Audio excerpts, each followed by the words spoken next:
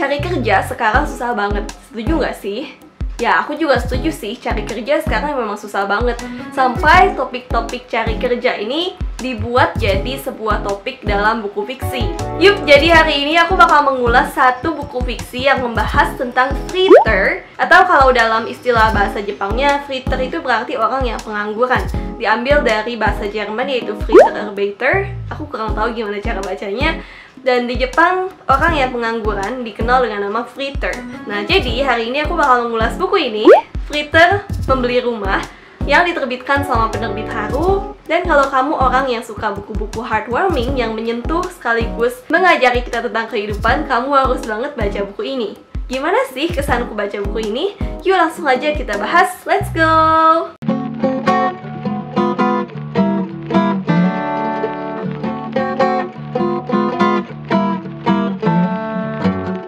Oh iya, buat yang belum kenal, halo, namaku Sherry. Aku membahas buku di channel ini tiap hari Jumat dan Minggu. Kadang-kadang uploadnya seminggu sekali, kadang-kadang 2 kali. Ya doakan aja bisa 2 kali dalam seminggu ya. Jangan lupa yuk subscribe dulu di bawah sana biar kita bisa ngobrol-ngobrol lebih jauh tentang buku setiap hari Jumat dan hari Minggu. Kamu juga bisa cek media sosial aku yang lain di sini. And also like this video if you like it. Thank you for watching. And welcome to being my friends. Yuk langsung aja kita bahas bukunya.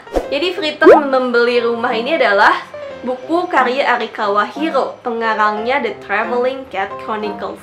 Aku pernah punya kisah yang sangat menyedihkan, nggak menyedihkan juga sih.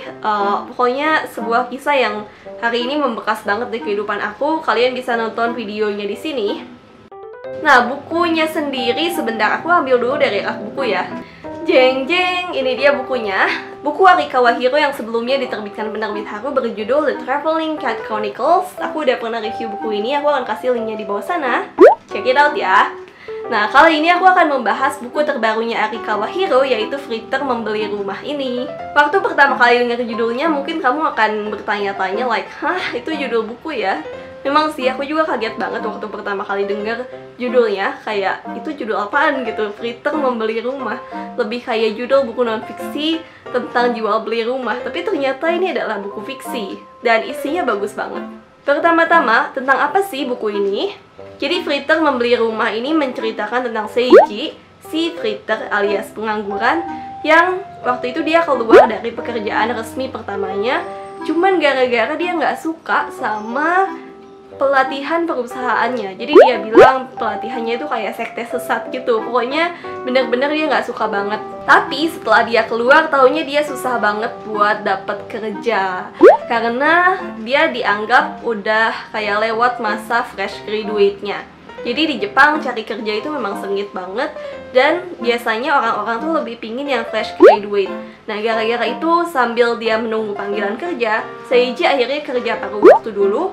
Sampai dia udah kayak nggak keterima di mana-mana, dia udah menyerah. Akhirnya kayak dia udah kerja paruh waktu serabutan di mana-mana, dan hubungan sama keluarganya juga buruk. Jadi kayak ayahnya tuh nggak suka sama dia karena dianggap pengangguran di rumah. Tapi ibunya yang kasihan sama dia tuh kayak memanjakan dia. Si Seiji ini serampangan banget, tingkahnya seenaknya banget di rumah. Sampai suatu hari si ibunya ini menderita penyakit mental yaitu depresi. Jadi kayak ada gejala-gejala tertentu, kayak tubuhnya tuh suka bergoyang-goyang, terus ingin mati aja karena merasa gak berguna, dan sebagainya. Dan sampai akhirnya kakaknya Seiji yaitu Ayako pulang ke rumah, dan si Ayako ini langsung memarahi Seiji dan ayahnya karena gak peduli sama ibunya yaitu Sumiko. Dan dari situlah si Seiji ini mulai buat sungguh-sungguh sama keluarganya karena ibunya ini perlu perhatian yang penuh. Dia yang merhatiin ibunya, dan di sini dia mencoba mengubah pola pikir ayahnya yang gak peduli sama depresi. Kayak dia menganggap depresi itu adalah penyakit orang yang berhati lemah, padahal enggak ya gitu. Dan sejak itu juga Seiji tuh mulai aktif lagi mencari kerja tetap. Sedikit cerita, kenapa judulnya Freeter Membeli Rumah? Di sini tuh salah satu faktor yang ibunya depresi itu gara-gara dirundung sama tetangganya. Jadi tetangga-tetangganya ini kayak ngomongin hal-hal yang jelek tentang keluarganya, bahkan sampai melakukan perbuatan-perbuatan yang buruk. Tapi selama ini cuma ibunya doang dan kakaknya, yaitu Ayako, yang nyadar kalau tetangga-tetangga mereka tuh benci banget sama keluarga mereka. Karena itu lama-lama ibunya jadi selalu merasa diawasi dan dia jadi depresi gitu. Makanya kata dokter lebih baik pindah dari rumah yang sekarang supaya ibunya dapat lingkungan yang baru dan faktor depresinya itu hilang. Makanya si Seiji ini dia udah nggak bisa lagi ngarepin ayahnya yang kayak nggak ngerti tentang penyakit ibunya. Dia berniat untuk kayak mencari rumah untuk ibunya ini. Makanya judulnya Fritter Membeli Rumah. Kebayang nggak sih harga rumah sekarang berapa gitu ya? Dan si Seiji ini pengangguran, dia kerja serabutan di mana-mana, tapi dia punya mimpi beli rumah. Kalau kita semua mungkin akan berpikir mustahil banget, rumah tuh berapa sih? Terus apakah kecapai sama dia yang pengangguran? Tapi karena itu karakter developmentnya Seiji di sini mantep banget. Nah, karena aku udah bilang karakter developmentnya mantep banget, kita langsung aja bahas hal-hal apa sih yang aku sukai dari buku ini. Jadi memang si karakter developmentnya mantep banget. Aku seneng banget sama buku ini karena aku bisa ngelihat Seiji, nggak cuma Seiji sih, keluarganya pun ikutan berubah. Dan cara dia menangani keluarganya itu lucu banget gitu. Jadi si ayahnya ini tipikal ayah-ayah yang apa ya, masih memegang tradisi banget dan nggak begitu tahu soal penyakit mental. Makanya waktu dia dengar Sumiko depresi, dia kayak gampang menganggap itu suatu hal yang serius. Makanya Ayako ini marah banget sama si ayahnya karena dia ini kayak nggak mau mengerti kondisi keluarganya dia. Nah, suatu hari Seiji tuh kerja di kayak suatu tempat pembangunan, dia jadi kuli. Karena kerjaan di sana walaupun berat tapi gajinya worth it. Dan dia ngobrol sama bapak-bapak yang ada di sana, dan si bapak-bapak ini menjelaskan kenapa ayahnya Seiji bersikap seperti itu. Dan itu adalah penjelasan yang masuk akal banget, dan akhirnya Seiji pakai tips dari bapak-bapak itu dan berpengaruh. Aku suka banget pokoknya perkembangan karakter antara Seiji dan ayahnya. Kayak lucu banget lihat Seiji berusaha buat menaklukkan hati ayahnya, sampai kayak dia pakai taktik-taktik yang lucu gitu, kayak nanganin anak kecil kalau dipikir-pikir, tapi memang lucu banget. Gak cuma itu aja, aku suka banget sama karakter kakaknya Seiji, yaitu Ayako yang badass banget. Dia ini tokoh yang kayak kuat banget, independent woman, yang dia ini udah ngumpulin uang sendiri sebelum nikah. Terus dia nikah sama keluarga yang kayak kastanya, bukan kasta sih ya, prestige-nya lebih tinggi daripada dia, sampai kayak dia berusaha untuk tetap dipandang kayak terhormat di dalam keluarga itu. Jadi kakaknya Ayako ini strong woman banget, aku suka banget karakternya. Dan juga yang paling penting Seiji dong. Seiji juga perkembangan karakternya tuh luar biasa banget. Aku suka banget lihat Seiji di awal sampai Seiji di akhir. Karena ada masa-masa yang agak di akhir gitu, dia tuh mengenang masa-masa zaman dulu dia tuh, kata dia, dulu aku tuh amit-amit banget deh orangnya. Jadi perkembangan karakternya tuh sejauh itu, dan aku suka banget pokoknya sama perkembangan karakternya itu, love banget. Dan walaupun ini buku yang membahas tentang slice of life, kisah kehidupan sehari-hari, tapi tetap nggak membosankan. Jadi admin Haru pernah kirim email ke aku yang katanya bacanya pelan-pelan aja, nggak usah buru-buru, karena ini tipe buku yang tenang kayak buku-buku slice of life Jepang biasanya.